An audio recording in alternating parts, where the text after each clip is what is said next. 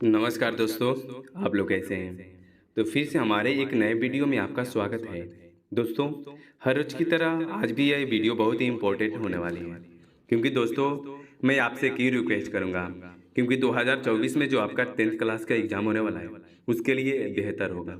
तो दोस्तों, देर किस बात की? अभी तक मेरे चैनल को आप सब्सक्राइब नहीं किए हैं, तो प्लीज़ मेरे दोस्त सब्सक्राइब जरूर कर दीजिएगा, ताकि हर मेरा वीडियो आप तक जा सके और आप अच्छा से देख सकें। मेरे दोस्तों, हम आप ही के भरोसे तो वीडियो बनाते हैं, हम आप ही के लिए तो वीडियो बनाते हैं। बस मेरे दोस्त सही रहें, मेरा सब कुछ सही है।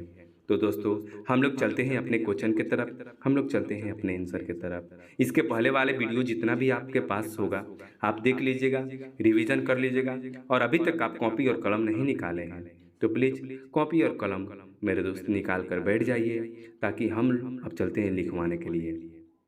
दोस्तों, पहला नंबर क्वेश्चन पर ध्यान दीजिएगा। दोस्तों, पहला नंबर क्वेश्चन कह रहा है, एक बार फिर से उपयोग में लेने के लिए व्यू मिरर होता है। ए नंबर यानी अवतल दर्पण को कह सकते हैं। दोस्तों, दूसरा नंबर क्वेश्चन एंड आंसर है, निम्नांकित में से कौन सा पदार्थ स्थिरांक के लिए उपयुक्त नहीं किया जाता है? डी यानी मिट्टी। निर्गत किरण और अभिलंब के समुद्र तट के कोने को कहा जाता है। सी यानी निर्गत कोण। किसी ठोस में बाहर की ओर उभरे दो गोलीय पृष्ठ हो तो उसे क्या कहते हैं? दोस्तों, सी यानी उत्तल स्थिर। किसी बिंब का अवतल दर्पण द्वारा निर्मित प्रतिबिंब दृश्य सीधा तथा बिंब से बड़ा पाया गया वस्तु की स्थिति कहाँ होनी चाहिए? दोस्तों, डी यानी दर्पण के ध्रुव और मुख्य फोकस के बीच। सर्च लाइट परावर्तक सतह होती है।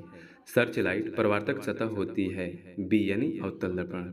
निर्वातम में प्रकाश की चाल होती है। दोस्तों, 7 नंबर क्वेश्चन है, निर्वातम में प्रकाश की चाल होती है। एन नंबर यानी 3 × 10⁸ मीटर प्रति सेकेंड। परावर्तन के नियम से स्थापित होता है। परावर्तन के नियम से स्थापित होता है। ए नंबर यानी आपतन कोण बराबर परावर्तन कोण। हजामत के लिए किस दर्पण का उपयोग होता है? दोस्तों, हजामत के लिए किस दर्पण का उपयोग होता है? ए नंबर यानी अवतल दर्पण। प्रकाश की किरणें गमन करती है। दोस्तों, प्रकाश की किरणें गमन करती है सीधी रेखा में। स्थिर में मुख्य फोकस की संख्या कितनी होती है? स्थिर में ए नंबर यानी 2 मुख्य फोकस की संख्या होती है। किसी भी माध्यम से अपवर्तनांक का मान होता है। ए नंबर यानी पाप में पाप। प्रकाश के अपवर्तन के कितने नियम हैं? बी नंबर यानी 2। वस्तु से छोटी और दृश्य प्रतिबिंब किस दर्पण में प्राप्त होता है? डी नंबर यानी उत्तल दर्पण। उत्तल दर्पण किस प्रकार का प्रतिबिंब बनता है? उत्तल दर्पण किस प्रकार का प्रतिबिंब बनता है? बी नंबर यानी आभासी प्रतिबिंब। समरूप दर्पण किससे बने होते हैं? समरूप दर्पण किससे बने होते हैं? ए नंबर यानी आभासी प्रतिबिंब। वस्तु से छोटा प्रतिबिंब बनता है। वस्तु से छोटा प्रतिबिंब बनता है। डी नंबर यानी ए और बी दोनों। प्रकाश क्या है? प्रकाश क्या है? बी नंबर आंखों को प्रभावित करने वाली ताकत होती है। दोस्तों, जिस दर्पण में प्रतिबिंब सीधा और आकार में वस्तु के बराबर हो वह दर्पण होता है। सी नंबर यानी समरूप दर्पण। एक गोलाई दर्पण का ओजेटा ट्राईमीटर 40 सेंटीमीटर हो तो इसकी फोकस दूरी क्या होगी? सी यानी 20 सेंटीमीटर। 2F और इन्फिनिट के बीच में किसी भी उत्तल स्टेक के सामने कोई बिंब नहीं रखा गया, इसकी प्रतिबिंब रचना है। ये नंबर वास्तविक, ऐतिहासिक और छोटा। मुख्य अक्ष दर्पण के ध्रुव पर अभिलंब है। सॉरी, मुख्य अक्ष के दर्पण पर ध्रुव है। ए नंबर यानी अभिलंब है। कई स्थिरांकों से एकल स्थिरांक की व्युत्पत्ति होती है। बी नंबर यानी सूक्ष्म रासायनिक के स्थिर से। उत्तल दर्पण में बनाने वाले प्रतिबिंब की प्रकृति है। बी नंबर यानी आभास। फोकस पर अभिसरित करने वाला किरण पुंज परिवर्तन के बाद समांतर किरण पुंज किस दर्पण में बदला जाता है? सी नंबर यानी ए एवं बी दोनों। वास्तविक वस्तु का दृश्य प्रतिबिंब निर्मित होता है। ए नंबर यानी समरूप दर्पण में। तेल लगा हुआ कागज होता है प्रभाषक पदार्थ दर्पण। एक अवतल दर्पण में वस्तु की स्थिति और फोकस के बीच तो प्रतिबिंब है। डी नंबर यानी काल्पनिक और बड़ा। डिपोस्टर स्थिर की क्षमता एक फोकस दूरी है। डी नंबर यानी 1 मीटर। यदि आप कोण आई और आप परिवर्तन कोण आर हो तो मैं बराबर आर, आई बराबर आर। किसी एफ एम के फोकस दूरी स्थिर के लिए क्षमता होगी। ए नंबर एफ एम। हवा में टंगी वस्तु को पानी के उपकरण से पानी की सतह से लंबाव देखने पर इस वस्तु का प्रतिबिंब वस्तु से होगी अधिक दूर। ए बराबर r/2 सत्य है। डी नंबर ए एवं दो। किसी बिंब का वास्तविक तथा समान आकार का प्रतिबिंब प्राप्त करने के लिए बिंब को उत्तर दर्पण के सामने रखा होगा। सी नंबर यानी 2f1 पर। मोटर गाड़ी का पार्श्व दर्पण होगा। बी नंबर यानी उत्तर दर्पण। हीरे का अपवर्तनांक है। डी नंबर यानी 2.42। अपवर्तनांक अनुपात का अपवर्तनांक है। सी नंबर यानी 1.36। दोस्तों, एक अवतल दर्पण में ध्रुव और फोकस के बीच के रेख वस्तु का प्रतिबिंब बनता है। बी नंबर यानी बड़ी कल्पना। द्वि अवतल स्थिरांक कहा जाता है। ए नंबर यानी अपसारित टेलीकॉम। सिनेमा के प्रदर्शन पर किस प्रकार का प्रतिबिंब बनता है। ए नंबर यानी वास्तविक प्रतिबिंब। उत्तल स्टेक की क्षमता है। ए नंबर यानी धनात्मक। आई बराबर आर नहीं होता है लागू। डी यानी से कोई नहीं। किसी भी गोलाई दर्पण और किसी भी वस्तु की गोलाई की फोकस दूरियां 15 सेंटीमीटर है। दर्पण और स्थिर संभव है। ए नंबर यानी दोनों अवतल। एक स्थिर की क्षमता 5 डायोप्टर है। इसकी फोकस दूरी है। बी नंबर यानी 20 सेंटीमीटर -20 सेंटीमीटर। 2D क्षमता वाले स्थिर की फोकस दूरी है। ए नंबर यानी 50 सेंटीमीटर। स्थिर की क्षमता का एसआई गुण होते हैं। सी यानी डायोप्टर।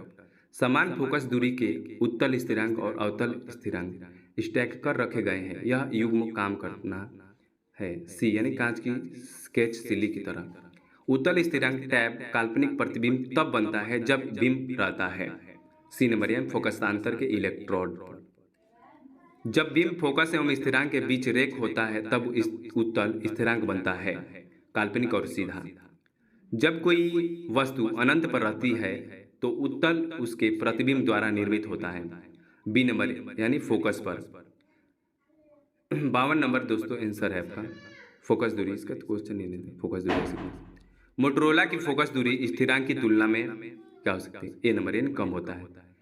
एक उत्तल स्थिर फोकस दूरी 20 सेंटीमीटर है। स्थिर की क्षमता होगी। सी नंबर यानी +5 डायोप्टर। किसी भी स्थिर के प्रकाश केंद्र के किराए के पथ में अपवर्तन के बाद क्या होता है, वस्तु नहीं होती है।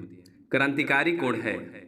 इंटरनेट माध्यम में अपने कोण मृग मरीचिका का कारण है। पहले अपवर्तन और बाद में पूर्ण आंतरिक परिवर्तन। प्रकाश के माध्यम कितने प्रकार के होते हैं। ए नंबर यानी 2 प्रकार के। मीडियम बदलाव पर प्रकाश के वेग का परिवर्तन होता है, अपवर्तन। अटल स्थिर वस्तु सदैव बनी रहती है, आभासी प्रतिबिंब। कांच सिल्ली से पार करने वाली प्रकाश किरण में जन्म होता है। बी यानी पावखंड। टार्च से किस प्रकार का प्रकाश पुंज की प्राप्ति होती है, समांतर प्रकाश पुंज। पानी में मछलियां चिपकी हुई टेढ़ी दिखाई, इसका कारण है अपवर्तन के कारण। पानी से भरी बाल्टी की गहराई कम दिखता है क्योंकि इसका कारण अपवर्तनांक होता है। किस दर्पण का दृष्टि क्षेत्र बड़ा होता है। सी यानी उत्तल दर्पण। आवर्धन का ऋणात्मक मान बतलाता है वस्तु के सापेक्ष प्रतिबिंब अनुपातिक। सौर कुकर में प्रयोग किए जाते हैं। ये नंबर है अवतल दर्पण। जिस माध्यम का अपवर्तनांक अधिक है यह कम अपवर्तनांक वाले माध्यम की तुलना में है। ए नंबर यानी प्रकाशिकी प्रौद्योगिकी में। पानी में प्रकाश का वेग CW तथा कांच में प्रकाश का वेग CG होता है तो बी यानी CW से बड़ा CG होता है। किसी माध्यम का अपवर्तनांक यूनियन बराबर हो और इसमें प्रकाश का वेग हो तो ए का आंसर होता है। दोस्तों, निम्नलिखित में से प्रकाशिक माध्यम कौन है। बी यानी शीशा। गोलीय दर्पण की फोकस दूरी उसकी आवृत्ति त्रिशूल की ए बराबर अलग होती है। यदि वायु में प्रकाश का वेग तथा एक माध्यम में प्रकाश का वेग तो निरपेक्ष अपवर्तनांक का मान होता है C/V। नाक, कान और गले की जांच में डॉक्टर प्रयोग करते हैं अवतल दर्पण का। सूर्य से आने वाला प्रकाश पुंज कैसा होता है। सी यानी समांतर प्रकाश पुंज। वायरल मीडियम में प्रकाश की चाल टेलीकॉम मीडियम की संभावनाएं हैं। बी यानी अधिक होता है। आधुनिक क्वांटम सिद्धांत का आधार प्रकाश का है। सी यानी ए एवं बी दोनों। जब प्रकाश की किरणें परमाणु माध्यम से वायरल होती है तो तब इसकी गति बढ़ जाती है, किसमें विलंब की ओर हो जाती है, बी यानी दूर हट जाती है। फोकस पर अभिसरित करने वाले किरण पुंज परावर्तन के बाद समांतर किरण पुंज में बदला जाता है, सी यानी एवं बी दोनों। मन में लिया कि मान लिया कि माध्यम 1 में प्रकाश का वेग बी और 2 में प्रकाश का वेग 2 है, तो अपवर्तनांक एवं 21 का मान क्या होगा, ए नंबर यानी बी 1/2। विरल माध्यम से मैट्रिक माध्यम में गमन करने वाले प्रकाश की किरणें धूमिल हो जाती है, मूलतः यह सी नंबर अभिलंब की उत्पत्ति होती है। तो दोस्तों आज का वीडियो मेरा यहीं तक रहेगा और प्रयास करूंगा कि फिर से हम आपके नेक्स्ट वीडियो में जरूर मिलेंगे और पूर्ण आपके बीचों में वीडियो देने का प्रयास करेंगे। दोस्तों इतना याद जरूर कीजिए और आप सही ढंग से जरूर पढ़िए।